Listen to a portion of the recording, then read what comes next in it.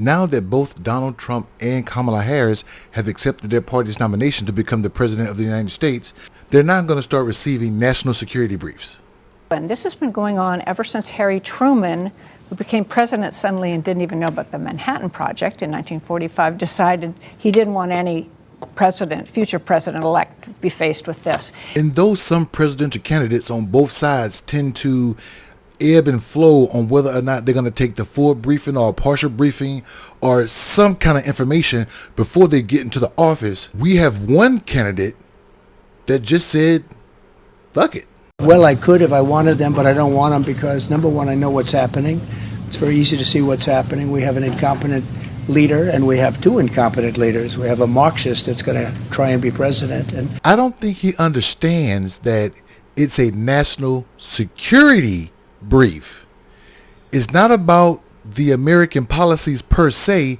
It's about national security, what threats they have out there on a daily basis up until and after the election. But he did say something pretty smart.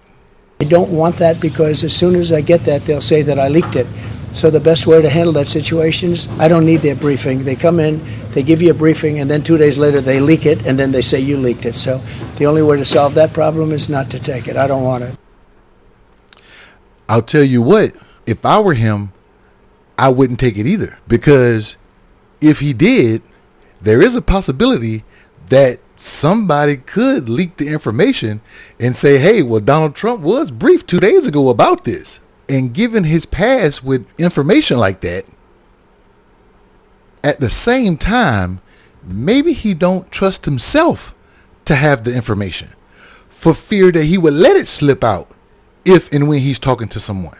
Either way, if he's paranoid about the fact that maybe the Democrats would leak information and blame him, or if allegedly he may be afraid to have the information for fear that he may inadvertently leak it out, should suggest to you that either way he can't be trusted with the information. So why should he be in the White House?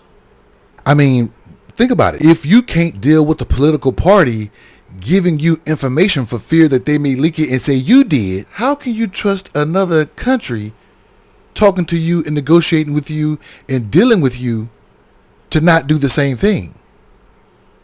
We've had a few paranoid presidents. Do we really want another one in 2025? And I know I said I wouldn't take the brief, but I would, because I got a pretty good idea about how I will go about making sure that if something did get leaked, it won't come back to my campaign. What do you think?